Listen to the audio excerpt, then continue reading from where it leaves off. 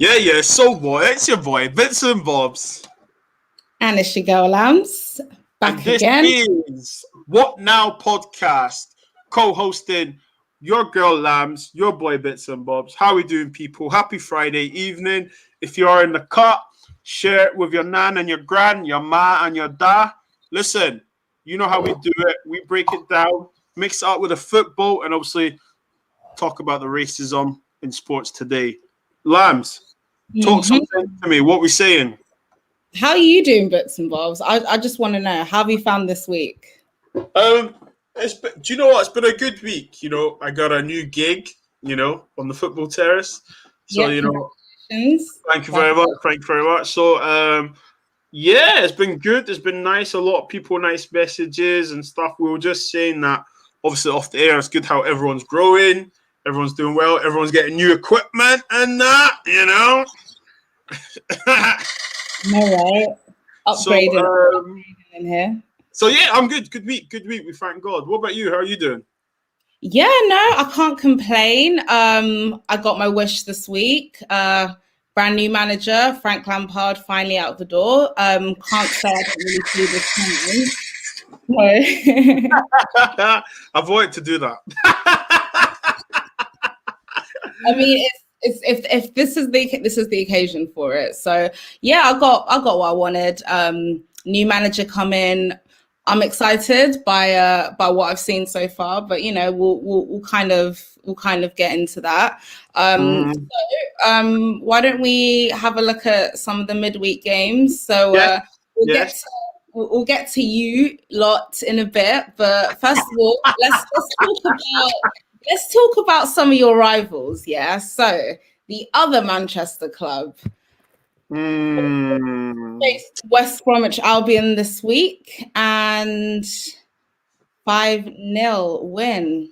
Bob's. Yeah, do you know what, Man City? I'll let you talk about Man City because personally, man, do you know what? It's West Brom though, innit? But then, in fact, no, I take that back because when it comes to us, a lot of people would say it's Sheffield United. So basically, look, Man City are always going to do their thing, Lambs. Do you know what I mean? They're coming out of second gear now, and the rivals, man, people need to be weird because they're all about the actual best team sharp, Daniel. I think that Man City are doing their thing. They are, man, it's tough. It's tough to watch. Seriously, like Lambs, they scored 5. Against West Brom, like light work, easy money. I mean, what do you think about it? I mean, yeah, I pretty much have to echo what you said. I mean, obviously, we know they got off to a shaky start, and part of the reason why they were off to that shaky start is, they had some new signings. Ruben Diaz had started to settle in. Cancelo wasn't, he got off to a bit of a slow start as well, and they had an issue in terms of scoring goals. Now, we've seen that they've rectified that, and it's absolutely insane what they're doing with no true striker. They seem almost back to the city of just pamming teams with 3, 4, 5 plus goals. Do you know what I mean? Yeah. So, I mean, it is too early to tell. There are other teams around them, and like you said, it is West Brom. There are other teams still close around them. So if they can continue this form consistently, then it's probably safe to say that they're looking like strong favourites for the league title. But yeah, I have to say they are back. They are back, and they're one of the favourites to win the league. And I'm going to say that, not as confident as I said it last week, but yeah, they are. Listen, I mean, I think it's funny, isn't it, that Chelsea at the beginning of the season, everyone was making noise, especially a few Chelsea fans that we both know. And obviously Liverpool defending champions. And then obviously with the recent resurge, Man United fans, especially me, very loudly. So yeah, but they've just been going about their business very, very quietly.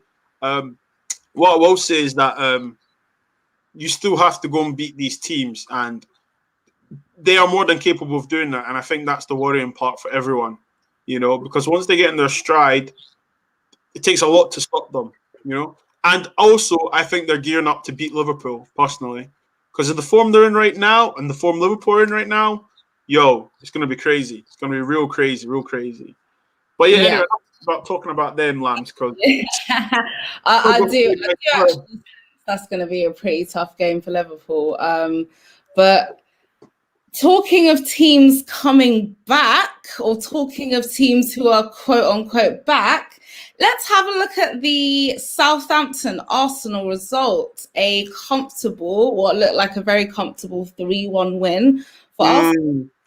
BOBZ, that's 16 out of 18 points. Yeah. Listen, Arsenal, yeah. Big up to Igal, Big Gunner, Laurie, big up to all the Arsenal fans that, that stood beside their clubs when they were struggling within the relegation battle. Listen, I mean, the man with the whistle has done all right, hasn't he? They've been, do you know what? They've been winning games, not very pretty, but they're trying to build something. And I mean, scored some goals. Saka is their best player. I don't care what people say about Boomerang. I call him a boomerang, and he's still yet to come back. I know. I actually hold tight to Boomerang because I believe he's having some family problems or something. Yeah. Personal issues. Yeah. So I mean, we wish him and his family well. Don't get me wrong. So yeah, I think the funny thing is that they would get form leading up to playing us. It's just typical Arsenal. Finding the right form, and then we come around. So I think fair play to them. I think it just shows that 4 or 5 wins, you can get right up back to the top of the table. And we were talking a couple of weeks back, thinking they're going to get relegated. It looked like a possibility. I mean, what do you think? I mean, how the tables have turned, and it really was the game against us which pretty much turned it for them. They kind of looked, I mean, it was a bit hit and miss until they had that game against you, where it looked like they put a very good, solid defensive performance. Correct me if I'm wrong, but that was one of the games where Partey actually played very, very well for Arsenal, made a huge difference to their team as well. Yeah, 100%. Which won them the game. But since that game, they went on the most horrific run ever, and we saw how far they dropped down. And it didn't look like it was going to get any better, especially after that Carabao Cup defeat to City. And then they had us. And even though we were a bit hit and miss, we still were better than Arsenal. We still had acquired more points than them at that point. And literally from that game where we were absolutely god awful and they just all over us, made a few changes because we could see that they were lacking creativity in the middle. Actually put on a creative attacking midfielder in Emil Smith-Rowe. Fair enough, he's still an up and coming young player, but he's come in and he's made a real difference and a real impact to the team. You can see Arsenal starting to create more chances. The front three, the strikers, they're getting service now, whereas they never used to get before. It has 100% on the wingers as well. And like you said, Saka's been absolutely incredible for them. So that's another. Yeah, 100%. Another player that needs to be highlighted and called out for them as well. So, I mean, they're starting to have players coming back from injury. Partey looks like he's coming back. They had Gabriel Martinelli, who was out as well. He's starting to come back into the team. They've got an attacking mid. They just signed Martin Odegaard from Real Madrid. Yeah, I saw that. Yeah, so more options as well. So it looks like slowly but surely he's starting to fill in the gaps in the team and starting to shift out some of the dead wood that fans were complaining about. So you can kind of start to see Arteta's team coming together. But then again, it is still Arsenal, and we know they are prone to having exactly. They do in Arsenal. So I would say the run of form is good, but I'm not going to get carried away and say like they're back. But that is, I think they do have like the second best recent form in the Premier League at the moment. So what do you think about those kind of stats? Like me and you, we watch football on the eye, right? We grew up with the, we never grew up on the GA or GX or anything like that. Yeah. What do you think about it when you hear, they've got because people say, I mean, they will say Man United have the most consistency, they're number one in form, but that doesn't mean anything. Do you know what I mean? So what's your thoughts when you hear about that for Arsenal? Again, I feel like it's people possibly making excuses because at the end of the day, we all know stats don't tell the whole story. We've seen statistically some games where it shows one team completely dominating another, and yet that team ends up losing, say like 2-1 something, because the other team have had maybe 3 chances for the whole game, but they've taken 2 of those chances and they buried them. So it's not really about how dominant you are, how much you're creating and all of those stats. It's literally about your conversion rate, basically. Exactly. So if you get 5 chances, if you take 4 out of those 5 chances, that's amazing. If the other team have 20 chances, they only take 3 out of those chances.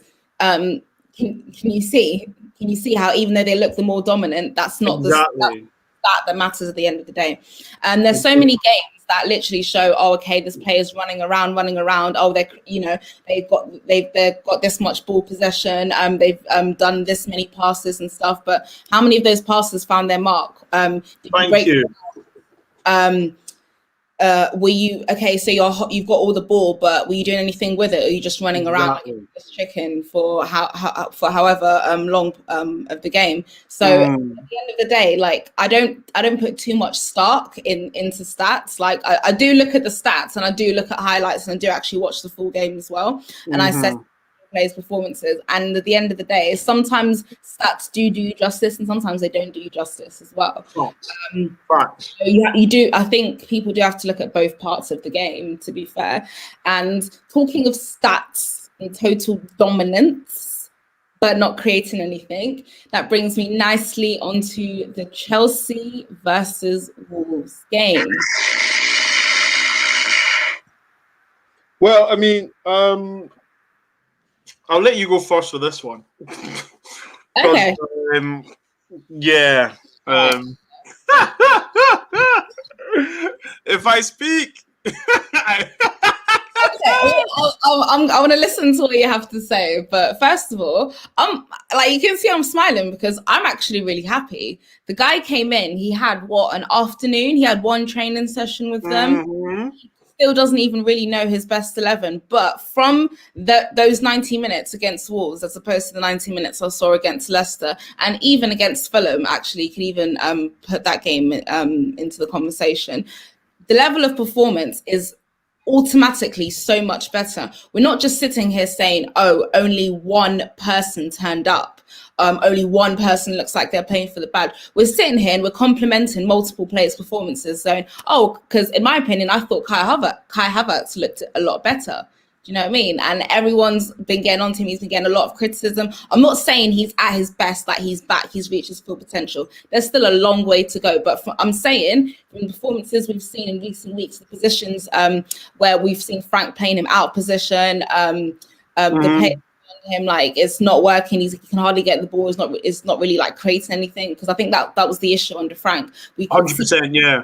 There was no creativity. Nothing was happening. I thought having Kai Havertz, he performed amazingly. He was making runs. He was winning the ball, making tackles, passing, cutting back, and he almost scored at the end of the game as well. So for me, I thought he looked brighter as well. Again, a bit iffy with some of the players that he started, but yeah, again, not happy about some of those. But I'm not going to be too harsh on the guy as well, because, like you said, he's just had a training session. He's probably thinking, he's probably going for the players which fits his formation best in his mind. He's probably going for experience and seniority and like labels and stuff. Oh, like which name out basically at the moment. He will. I think even now he's probably had a few more training sessions to probably realize, okay, I'm probably not going to play this player. I'm going to try start instead, because I don't think Rudiger was a good choice as well. I don't think Jorginho should have started for me, but again, that's Tuchel will figure out what works best for his system. But I still think Kai Havertz had a good game. Callum Hudson-Odoi showed why he needs to be starting, why he should be starting as well. That he was putting in was really, really beautiful and on a plate sometimes. And it just annoyed me that we didn't have. That's where I expected Giroud to be ready, alert, and he or he was a bit too slow, or he was off the mark. And I'm thinking, like, you need to be putting these chances away, Giroud. And in my lineup, I actually wanted Giroud to play, but I wanted Timo to play. Like, I think if he was going to go for a 4-2-2-2, I wanted like Giroud to play up front and Timo to play just behind the striker. Yeah. I don't think Ziyech had his best game, to be honest, and I thought Ben Chilwell was really, really underwhelming. And then there was that mistake from Mendy, which almost cost us the game, but thankfully we got away with it. Tickle had a tickle moment, didn't he? I think, do you know what? I saw a lot of things with the Chelsea thing, and I think after 1 hour, he probably thought, this is who's impressed me in the hour, so I'm going to go with this lot. There was no shock to see that an experienced European manager picks Cho. When I say Cho, Callum Hudson-Odoi. Bayern Munich does not try and bid 50 plus M's for a player. Do you know what I mean? If he's not good enough. I think. Do you know what? Look, there was a lot of slander. Sky Sports have done Tuchel. I call him Tintin Choo Tuchel, and because I think he looks like Tintin or Tintin's dad. I think, right, Sky Sports, what did they do? They went and got Harry's uncle and Harry's cousin. Basically. Obviously, they're going to stick up for family. Do you know what I mean? And, you know, Harry Redknapp, respect to Harry, great manager and stuff. He said, what's so great about him being a great manager? Well, he won trophies at PSG. Oh, it's easy to do. No, actually, it's not. Yeah, do you know what I mean? And Dortmund, and he got to he was a finalist. Do you know what I mean? Yeah. Do you know what I mean? He got beat by a very good Bayern Munich team who, to be honest, there's no embarrassment getting beat by. Let's one goal as well. One goal. And some of his players just bottled it. They didn't turn up. You know, stage fright, it happens. I think with Chelsea, I think we're going to see some proper European football being played. I think you'll see that possession-wise, you'll probably have a lot more now, but you'll probably be more potent with your possession. There'll be a reason why it goes down the wing and it's going to be cut across. It's not going to be spamming crosses. It's going to be with effect. I think Mendy will probably come in. I'm new to Twitter, mate. Bro, give me 5 minutes and I'll help you with that. I think Mendy will come. You'll see there's no surprise. Silva, Tuchel, look, that'll be just, you know, a match made in heaven for those two anyway. And then they'll be able to implement his own way. You need to remember, right? Chelsea have got an amazing manager at their club right now. The only way is up. And I think that's the worrying thing for the rivals because he can only get better. Do you know? And look at your squad. You are boasting embarrassment of riches, you know? I don't care what anyone says. Okay, Werner's been horrible, yes. Would anyone have took him at the big six, the beginning of the season? 100%. Do you know what I mean? We can't. Hindsight's a good thing, but, you know, Kai Havertz, look, he's a good player. Okay, he's a good player. No one's we can call him Shy Havertz, but he is a good player. Has he found his feet? No. In the right system, he might. You know, with a different voice in his ear. You know, and it'll be interesting to see him actually playing his position with the right setup, with the right individuals behind him. The Giroud thing, I think that's just probably lack of sharpness. I mean, because Giroud's normally potent in the box anyway. Callum Hudson-Odoi, I think every Chelsea fan was happy to see him.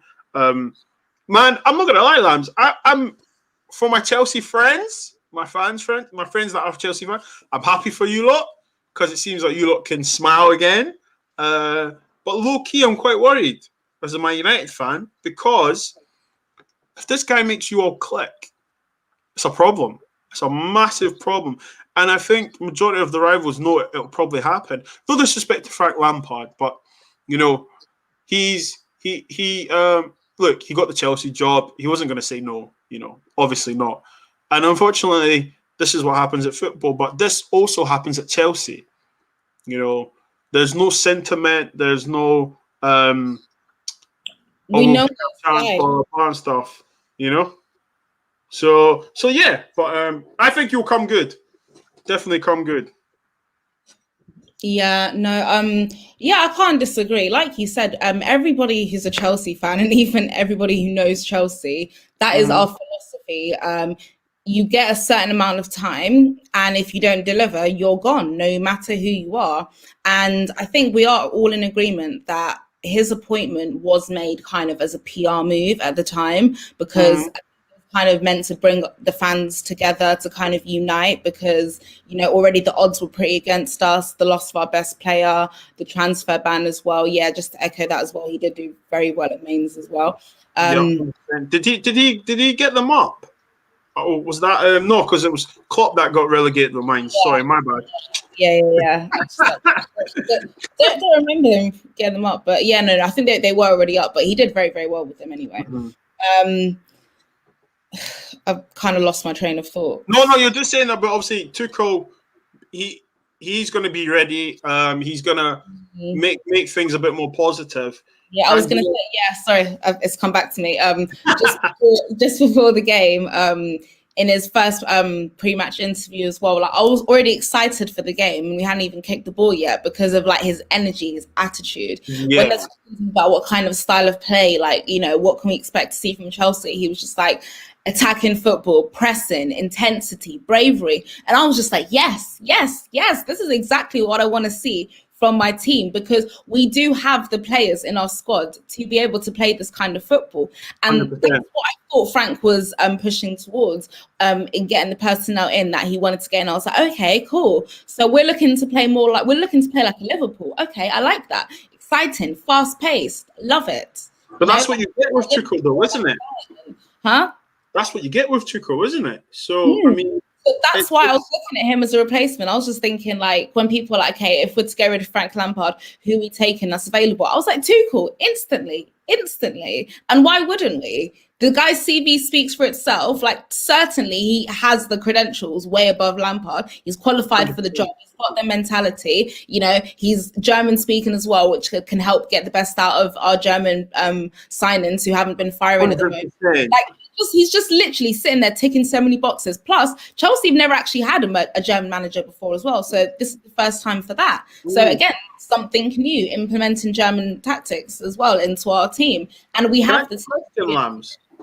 Do you think the fact that he speaks German, this will probably make Werner and Kai probably a bit more comfortable? And when I say that, right, check this out. If you're a foreigner coming to a new country, you try and make their habitat or their workplace a bit more comfortable to make them not be so homesick. I know people are going to say, oh, Germany, their football, blah. But, you know, for an individual, they're young men, to leave... Yeah, Kai's only 21. Like, there you go. Do you know what I mean? And to leave a whole country, come to a new country where they don't speak the language, where your manager is probably as English as it comes, and that's no disrespect to him. I mean, I don't know if he speaks German or not. You know, do you think this will probably help? I think it will. What do you think? He doesn't speak German, to answer your question. So, and again, like, you can tell, because obviously we're hearing there's like some discord in the back, like, you know, Frank's falling out with the Germans, not getting along with the Germans, and, you know, hearing that he's not getting along with some other players as well for different reasons as well. So when you're hearing things like that, and you can clearly see it's transpiring onto the pitch, the players don't look happy. Like, even Mason Mount, like, he doesn't look happy. He just looks like he's just determined to prove, like he's got something to prove. And it's even doing him an injustice, because we can see in the last couple of games as well, like the last 5 games, he's just looking burnt out. And like, it's just putting way too much pressure on him. It's just like, oh, he's the best player. Okay, he's the best player, but we've lost 5 out of our, last 7 games. What? Exactly. What's that saying? Like, if he's our best player and he's not even best out of him. And even for those last 10 minutes, which Tuchel put on Mason Mount, I thought he played well. I thought he actually made a difference. Maybe I would have bought him a little bit earlier. That's one criticism. People are kind of going on about he was a bit late making the subs as well. But I can see he was waiting, because he could see we were pressing, and he was see if the breakthrough would come. Obviously, it didn't in the end. That's why, you know, he ended up making the subs, and possibly it was a bit too late. But Mason Mount, there was a nice little, like, think of the shoulder, drop and turn that, and he broke through the lines into the box. I thought that was And that's the Mason Mount that I want to see more of that. And I know he has it in his locker. And lately we've not been seeing it because he's just literally like, I think he's basically played nearly every single like attacking position from like DM up front to the front. Yeah. Really. The only thing he hasn't played is goalkeeper in like a centre back position. There you go. And he needs consistency. And I think if you ask any player, they want consistency to know this is where I'm going to play. This is where I'm going to play. Let me excel in the position. And for me, it's like just allow Chelsea fans, you know, from a rival, just allow this guy to do his job. You know, obviously criticize when to criticize and praise and vice versa, keep the same energy. But just remember, you know, you've got a trophy serial winner here, you know, and we need to remember, you know, it's not just about, oh, he was the best out there. Of course he was the best out there. It's an actual good signing, free. You didn't have to pay a club any money for this guy. What was the next game, Lambs? That we're covering? Is that it? More games, yeah? Okay, that's fine. No, we're not done. We're not done. So there's 2 more games actually I want us to go through. So the game yesterday, Spurs and Liverpool, 3-1 win for Liverpool. Thoughts? I know what you're doing, Lambs. I know what you're doing, but it's fine. Yeah, we can talk about it. Look, Spurs and Liverpool. Best till last. Hold tight, Alex and Elena, because it's going to be a rough ride for them, to be honest, especially with the manager at the helm. Do you know what? Yeah, Liverpool. I don't think Liverpool even played that well. I think Tottenham played rubbish, personally. The young boy at the back. People are saying. I mean, I don't know how old he is, but they're saying he's young. He's going to make defensive mistakes and blah blah. Well, if that's the case, don't play him then. Do you know? He's obviously playing for a reason because they rate him and they trust him. He's made a mistake. Unfortunately, people are going to talk about his age. But, you know, there's an old saying goes, if you're good enough, you're old enough. So he was obviously there for a reason. Eric Dyer continues to play centre-back. I don't know why. Mourinho always has this thing where he has a favourite and they always play. Harry Kane. Ben Davis and Matt Doherty. Doherty started left wing back. Do you know what I think? They played a back 5. Sometimes I understand the tactics against Liverpool, but they weren't really too good. I think what to do with Liverpool, you stop Thiago getting the ball, then you stop the machine down. And obviously, I know he tried to obviously stop the fullbacks, but they're not really up to 2 good shakes right now. Do you know what I mean? They're not really playing well. I mean, Trent got a goal. What the hell? Do you know what I mean? He got an assist as well. Like, his form's not really been great, and now you've given him the opportunity to kind of gain some confidence back, innit? Exactly. And Tottenham, I mean, some of the defending was like not even schoolboy. It was like you wouldn't even see that on a Sunday. Do you know what I mean? And it was just like, what's going on? And obviously Liverpool are potent, you know. To concede just before half time is criminal. It's 100% criminal. It was like that goal. Lloris, you're the captain, mate. Come out, dominate. All you had to do was dive forward and you got the ball. And then you go at half time, 0-0, which changes everything. And then they concede within 5 minutes. I believe it was 5 minutes. And they say, Graf, game over. Do you know what I mean? Like, oh, man. They got a good goal back. I don't know. Højbjerg, I really wish he was at Man United, personally. I think he's a good player. Yeah, that was a great goal. Great goal by him, by the way. only good thing that came out of that game for me was that I bet £5 that Thiago would get booked and it came in. So, what do you think about that game? It's a bit of a nasty challenge on Kane. It's a red card. Yeah, I'm kind of surprised that after reviewing it on VAR, that looks really pretty nasty. And I think he only got a yellow card for it as well. Exactly. Obviously, you know, I wish Harry Kane, like, you know, a speedy recovery, but obviously not too speedy. You know, you can sit out Thursday, Harry. It's all right. We look forward to seeing you back after Thursday. But no, obviously in all seriousness, like you said, that Liverpool defense can be got at. So it's weak. Mm-hmm. Everybody knows it's weak. If you set up in a way where you can get at their defenders, you can get at them. Because I've been saying this, yeah, and I've noticed this, especially in the last couple of games. Alisson is not that great. Thank you. Thank you. That great of a goalkeeper, and I'm thinking, like, even with the howlers and the mistakes that he's made, in recent times. De Gea is actually a better goalkeeper than Alisson. Yup. It's just because he plays for Liverpool right now. Any goalkeeper in a winning team looks great. That's it. And I'm sitting here and I'm thinking, actually, I think it was the presence of Virgil van Dijk in that defense that was kind of shielding him and making him look like a better goalkeeper than he actually was. Because having that presence of that, you're thinking as a goalkeeper, oh, okay, I'm good. Like, you know, the chances of it getting past my defense, yeah, it could happen. But then I'll probably, you know, be called into action a few times in the game because my defense is solid. They're going to sort it. Now that these gaps in defense have been like exposed, he's actually he's not that great of a goalkeeper, and this defense can be got at. But what I think people need to start understanding is, even though their defense is a bit shaky, they still have a very, very strong attacking force, Liverpool, and that's always going to be a threat. So your defense, like the opposition's defense, you need to be alert. You need to be set up for that. And I think Mourinho, in terms of his personnel, like selection, I think he was wrong for that, and I think that's what ultimately cost him.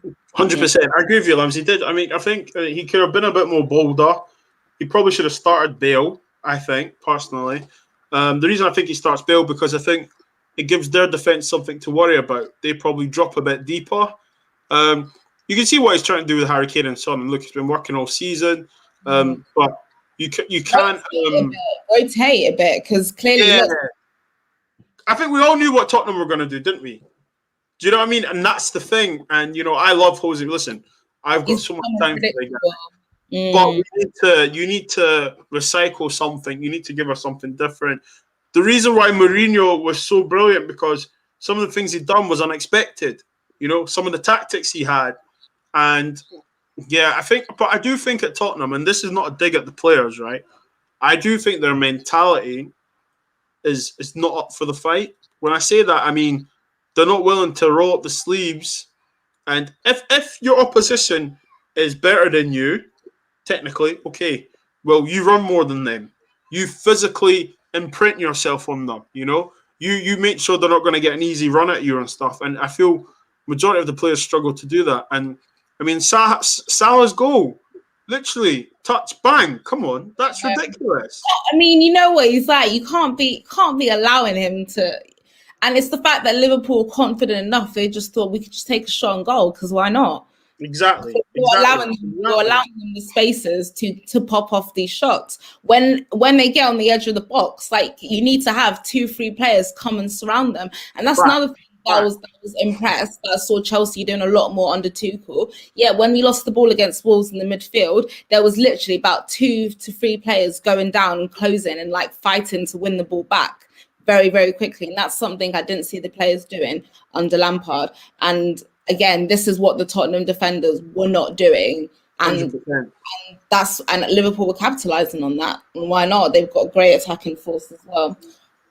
Lads, before we go there, Berghoff Condé, I'm back. I disagree. Alisson and United system would enable United. No one is a good ball player from the back for United. What do you think on that?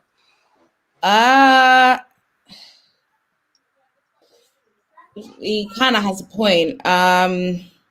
It's a good question. I think I understand what he's saying, right? I still don't think Alisson would make a difference, to be fair. I think United are much better off with David De Gea, actually. Yeah, I wouldn't swap. I still wouldn't even give Dean Henderson a chance, because even in the few games that he's thrown him on, he's been a bit shaky and he's made a couple of mistakes here and there. So I think David De Gea is literally that experienced, calm presence of a goalkeeper that United need to have. I know Harry Maguire is a bit hit and miss. He hasn't done too bad in recent times, but again, is he worth 80 million? Probably not. No. Eric Bailly has. I think Eric Bailly is probably one of your strongest centre backs. I think he's our best centre back. He's our best centre back at the club. Yeah, I think Ollie made a mistake not playing him yesterday. I don't know if he underestimated the opposition. Or is this the segue? Is this the segue to the game? Yeah, is this the segue to the game? To the Man United game? It is. You know, I told you I'm not going to drop this. We're going to talk about it. So it's good. I'm ready. Okay.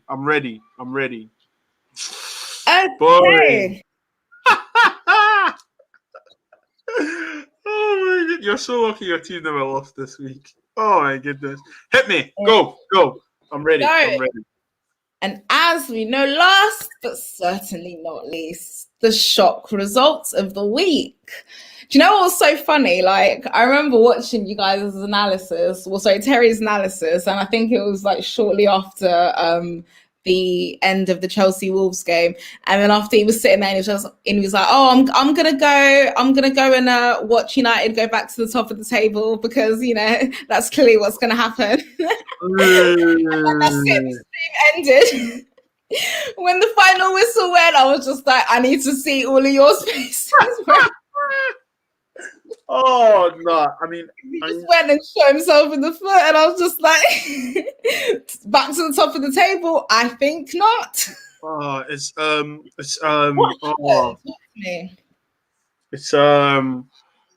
So do you know what? Yeah, I'm not gonna lie. I've been talking smack. Do you know what I mean? I've been talking smack to every rival club: Chelsea, Arsenal, Liverpool, City.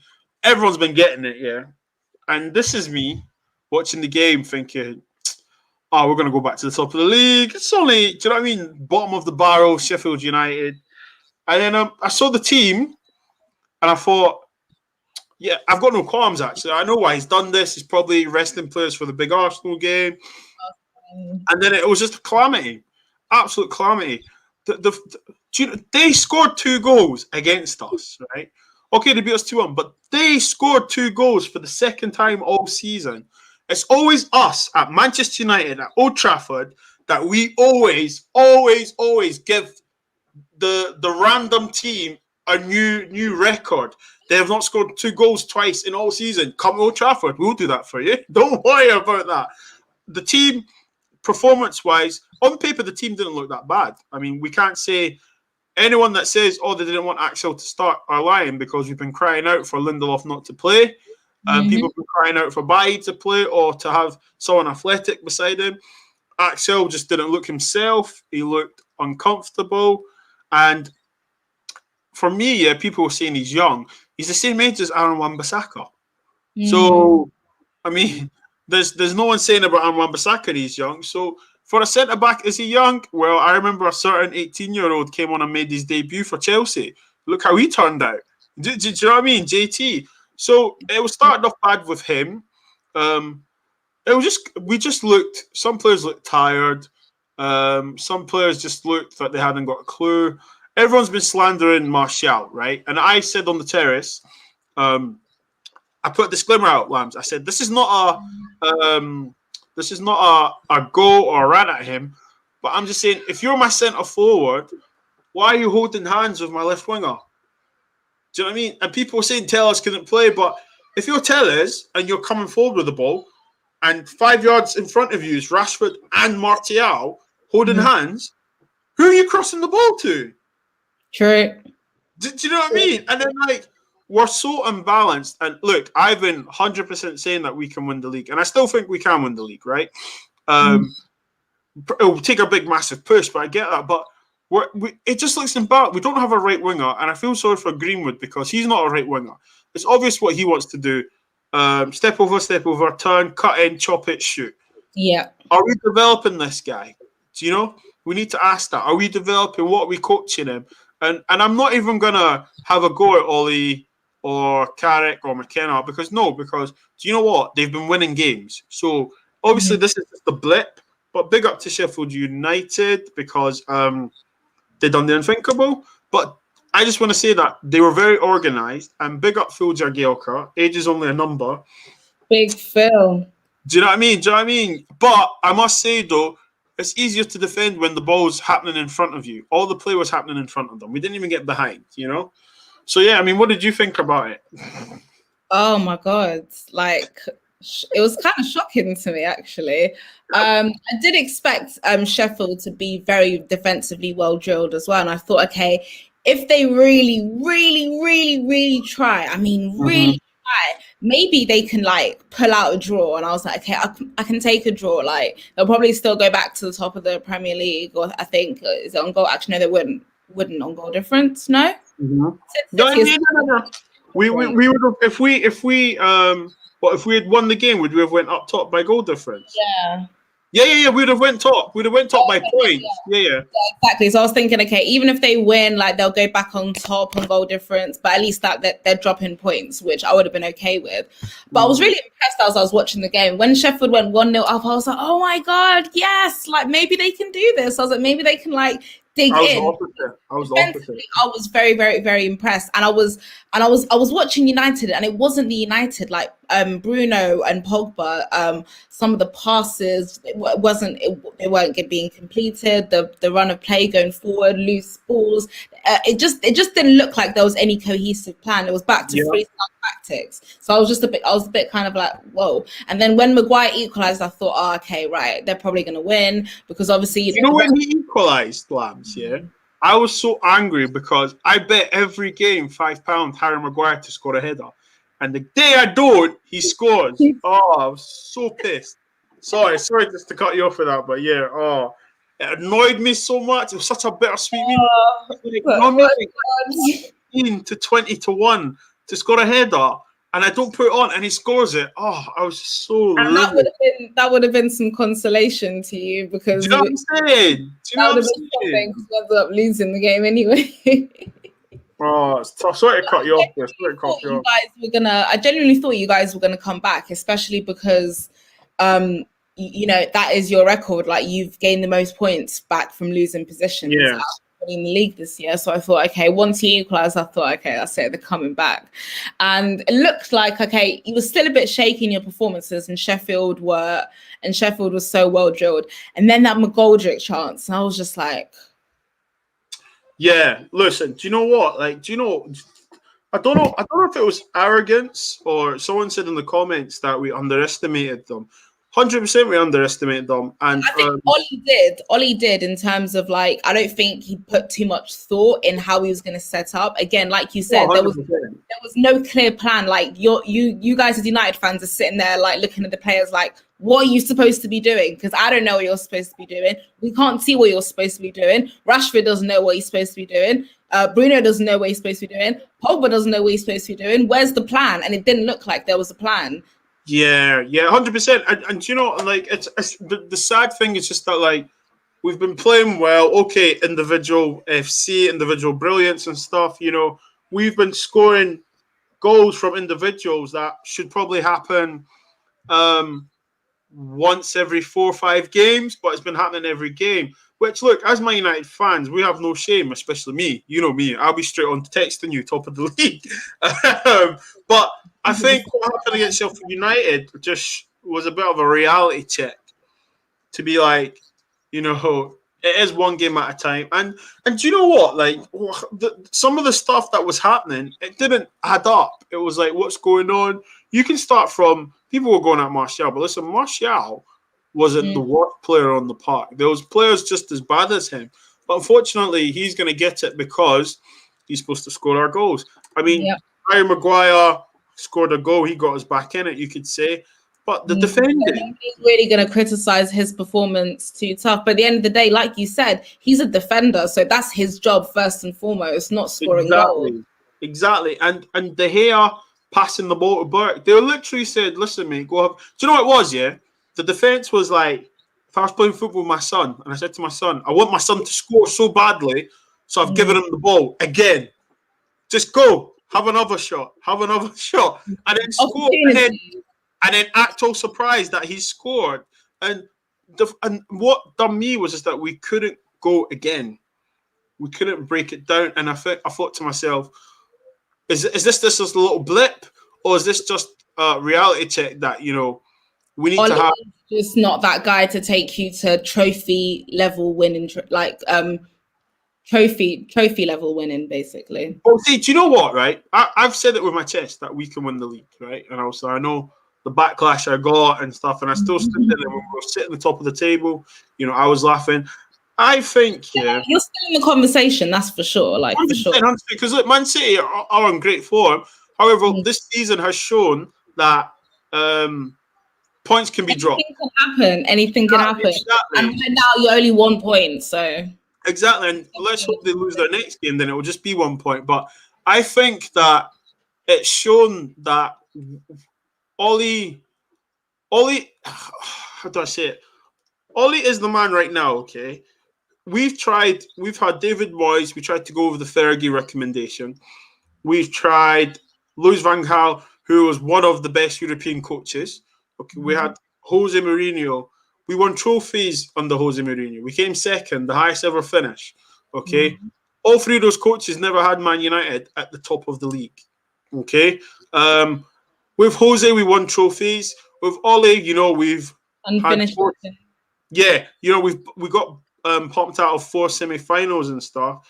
However, it's what do you want Man United to do now? That's what I think. It always seems like they're just missing out on that top spot, that Premier League, that title, that trophy, that final. Do you know what I mean? And it's just like the United of old, like would be in that title race. Like they would be winning that trophy. They would be in that final. They would progress that final. They would win that competition. And that's the stage that United fans really desperately want to get at. And it just always never seems to click. Exactly, that's the thing. But then, do you know, like we see the thing in the fun, the beautiful thing about being a fan, isn't it? We think we know what needs to be done, don't we? We say, oh, we need to get this manager, get that manager, and Jose. I'll give you an example. Tottenham, we need to win trophies. We need to win trophies. Okay, Mourinho's got there. He's got them into a cup final, but currently they're not playing that well. So I mean, like, what is it you really want? And this is why I say, like, Ole in, Ole out is wasted energy. Hold tight, Indiana, because that's his phrase. Because they're not going to sack him, so you back him 100%. 100%. For the weekend. So what's this comment here? We need to go to the comments. Sorry, guys, I've been seeing that.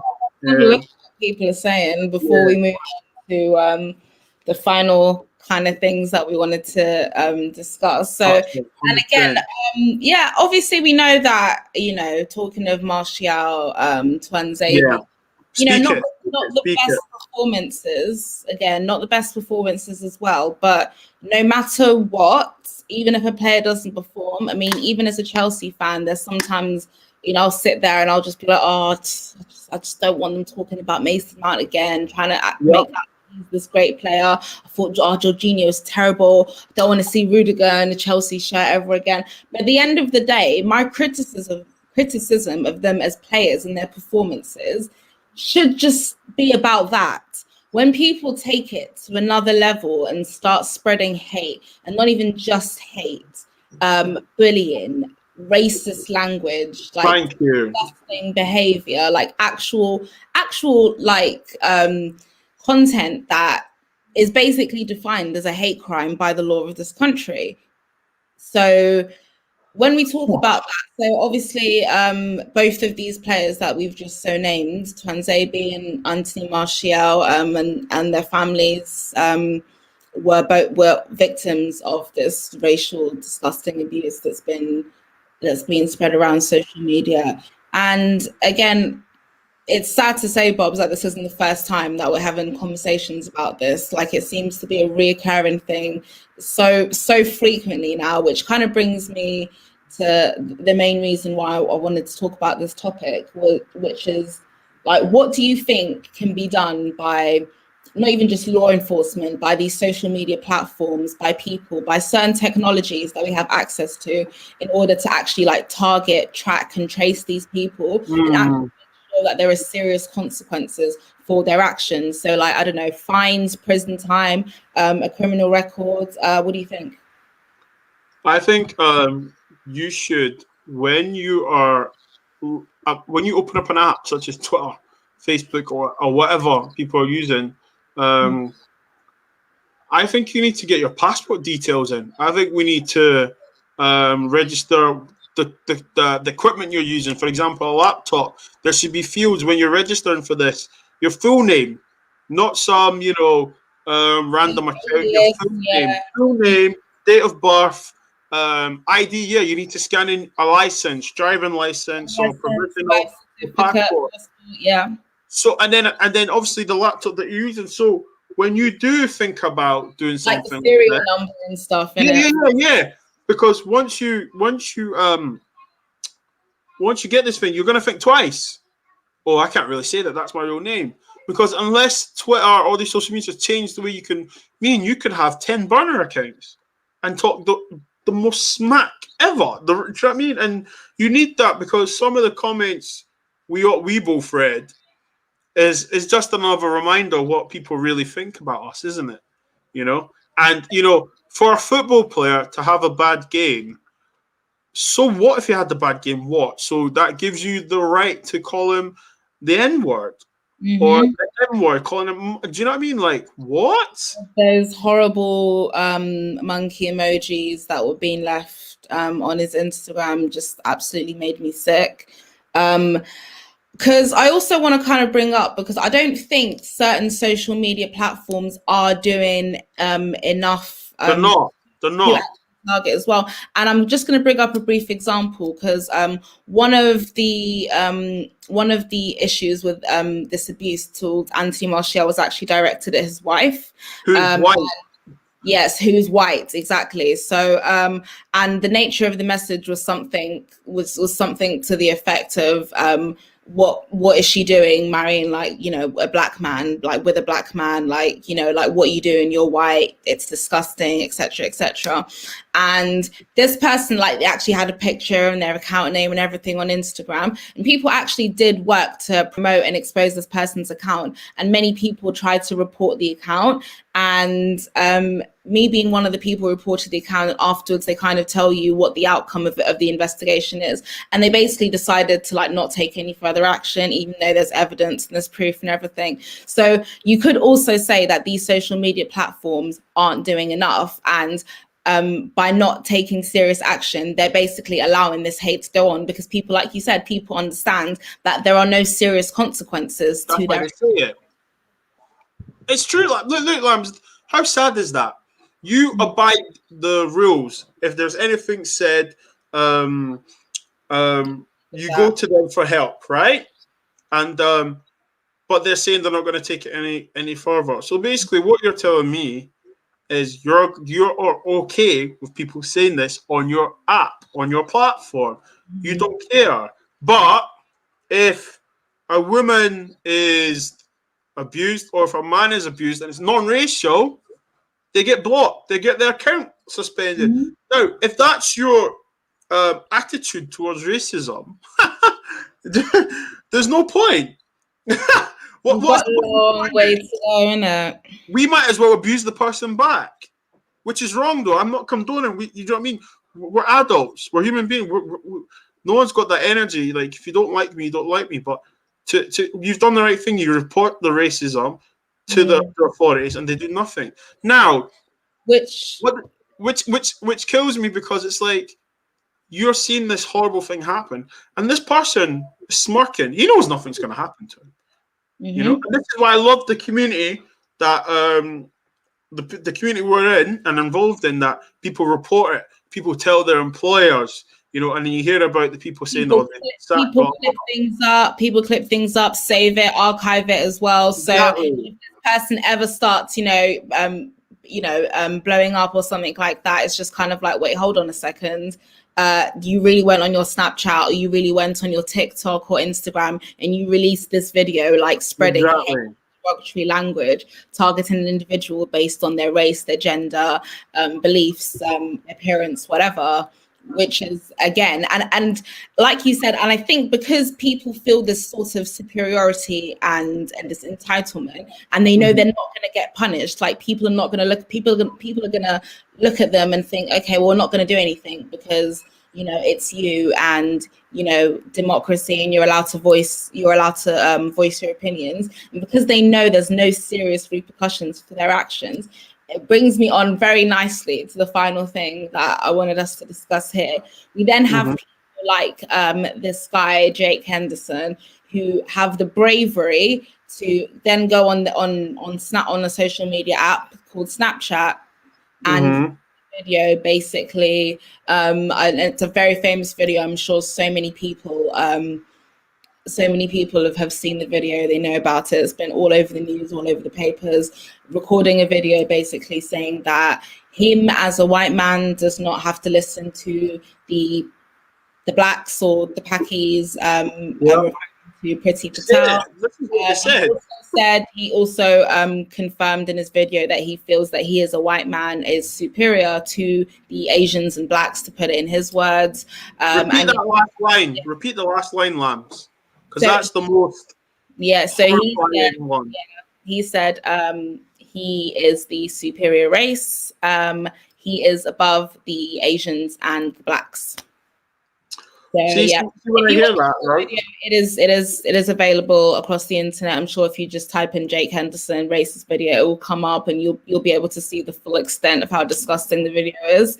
But yeah, for me, again, this guy, he has the bravery and audacity to go on a social media platform where you know that it's going to be seen, people are going to pass it on, it is possibly going to go viral for, you know, for literally how out there his opinion is and how offensive it is. So him knowing what effect this is going to have, knowingly went on Snapchat and recorded this video, and he wanted people to know it. Yeah, right. Like he and his girlfriend next to him, or his wife, or whoever she is, she kind of popped up here and there, basically saying like, Jake, but the fact that she didn't say anything, she didn't shut him down, she didn't challenge him, says to me that she is in agreement with his views. So she condones his viewpoint. She shares the same viewpoint as him as well. And this is a problem when we have people who feel like they can go on social media, they can post tweets or record videos and stuff and put it out there. And because they know nothing is going to happen to them, they're still going to be able to go to work. They're not going to get a criminal record. Nothing's going to happen to them. They're not going to go to prison.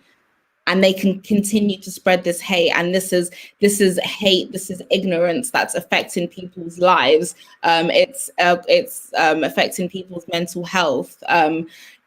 And it's ruining people's lives. And again, it needs to be wiped out, and people need to know about this. And it's so sad that literally we're always literally talking about a new case of like racism nearly every single week, because there's always something coming out. And it's just, when is it going to end? When are we going to see some progress? When is something going to be done? There's nothing that's going to be done, unfortunately, and it breaks my heart to say that. As much as me and you campaign and try and, you know, create awareness. I mean, let's be honest, this is why we made this podcast, isn't it?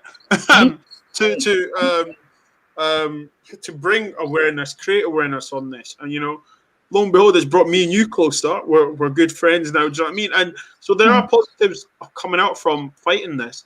What makes me sad and breaks my heart and also makes me laugh, because I mean, we've done enough crying. This guy is an adult, middle-aged man who says he feels superior. A grown-ass man. Yeah. Now, what gives him that confidence? Is it a certain government? Is it a certain way of living in his life, of what he sees on the media? Now, let's answer yourself this. You've got Prime Minister that calls people in burqas letterboxes. We saw how he tried to cancel Eid, Ramadan, and so on. And also, but for Christmas, he said everyone can have a 5-day window to go see them. Now, okay, I celebrate Christmas. Lambs, do you celebrate Christmas? For the novelty, but not really. I don't really like celebrate anything. Okay, really. All right. So how can we celebrate Christmas? However, Muslims can't celebrate their own. What? Why? Because meeting up will cause another round of COVID, whatever. But me and you can celebrate Christmas. Come on, like, you know, we will not sit here and tell people what they are when the proof's in the pudding. We've got people, it's weekly, Lambs, you know. Some may say it's keeping us in a podcast. Do you know what I mean? I guess so, we're always going to have something to, unfortunately, we're always going to have something to talk about, because it's never going to end. We're always hearing about new cases, and it's just, oh God, another one. We're not hearing, it's not, you know, I'm never sitting here saying to you, Bob, it's like, even when we talk like during the week, like, we're not sitting here thinking, oh, we don't have anything to talk about. I'm always like sending articles and stuff like, oh, have a look at this, have a look at this, like, oh, not again, here we go again, because unfortunately this is never ending, and people do need to know about it. And like, thank God that we do this, so we can bring these topics to people's attention, and hopefully it will raise awareness enough that we can start to make a difference. But again, it all starts with awareness. People have to know, people have to understand that this stuff exists, it's not right, and things need to be done about it. And it all starts with us. It does start with us, and it also starts with the community. You know, we've got people in the cut here, from Daniel to Winter Sofa. I talk Man United, Hassan Nawaz, Bergav, people in here that are like all of different races. You know, we go from different creeds and different walks in life, and he's unfortunately a minority that people think that they can talk like that. Now, what I want to know, I want you to say that to someone's face, like me, right, and see what happens to you. Okay, because let's see if you have that confidence, you know. And I want to touch on the women that was involved, his partner, wife, whatever. Some people were saying, "Oh, she did say it." No, she didn't. Because do you know what? What should have happened? She should have slapped him, and that recording should never have went out in the first place. You address the situation. Now, what do we say? We always say about racism, silence is just as bad as being violent. Because you are seeing what's going on, you are aware it's wrong, but you are allowing it to continue. Now, we say you're complicit in your silence, right? Exactly. And for me, he deserves everything that gets to him, because what do you think, where you work or the people you collab with or the people you hang out with feel the same issues, have the same feelings? Are you that stupid that you actually think that's in 2021? We've not even finished the first month of 2021, and you're coming out saying this. Are you dumb, or are you stupid, or are you both? Because I think that's a valid question for these racists. Because if you tell me you're dumb and stupid, then I can be like, okay, do you know what? You're an idiot, right? But the fact that you have a job that you wake up to go to, and you have a family to support, you, sir, know right from wrong, 100%. And when I saw his apology, did you see the apology? He said, "I stand by what I said, but I'm sorry. Please leave me alone." Are you what? What is that? Apology. That's what I'm saying. Like, I was just like, to even call that an apology, that's rude. That's actually it's disrespectful to everyone who's actually issued a real apology. Because how can you say, "I stand by what I've said, but I'm sorry," or "I'm sorry, but I stand by what I said"? You're contradicting yourself in the same sense. Doesn't make any sense as well. Exactly, which is exactly how he feels, meaning he's not sorry at all. I know he's only sorry that he's the backlash. That's it. That's it. He's look. So this is. Do you know what he is? Yeah, and I'm going to say this out loud, right? Do you know what he is? Yeah, he is the guy that will say hello to you and your family, say good morning, but in his household, in his own company, he is slagging you, your family, your race, everything off, because he doesn't like you. This is the same guy that will smile in your face, but I tell you what, he will rip you and your race to shreds. We don't need those kind of people. And this is why, like you said, we need punishment. Okay? Because I tell you what, you don't go into the shops and steal food. Why? Because you can get prosecuted and go to jail. Okay? Now, watch your mouth. If you tell people, if you start being socially racist, if you've been racist on any platform or anywhere in general, you're going to jail, mate. Let them legalize that. It is illegal, but make them make the punishment more hard, that people are like, do you know what I mean? Because then when it starts to affect your livelihood and you affecting you how to pay your bills, you might start thinking again. Do you know what I'm saying? They're idiots. They're a bunch of idiots. Lance, I'm just watching the time because I know you're about to go and host another podcast. Yeah. Make sure you're watching that too as well. Plug it. Yeah, so hop on over if you're finishing up with us and you still don't know what to do with your evening. Hop over to GNATV and come join me and the ladies for the Chelsea Ladies Show.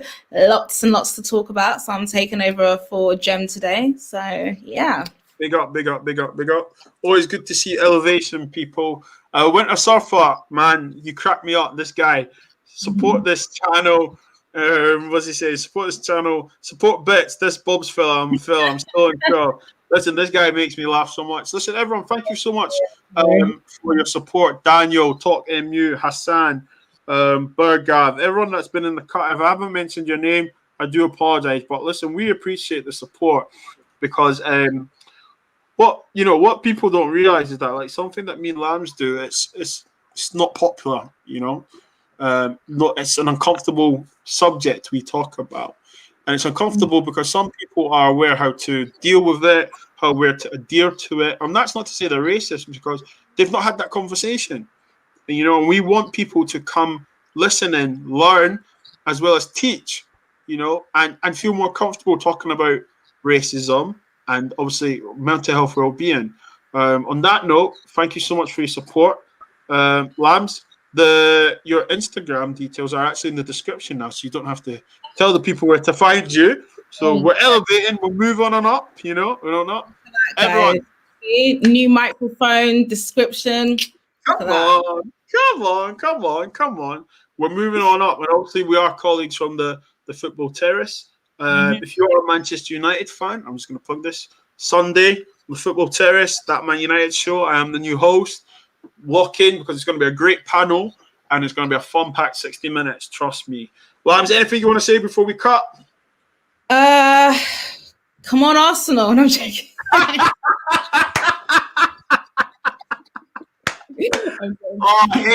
Hater. Peace and love to you all, guys. Take care. See you later.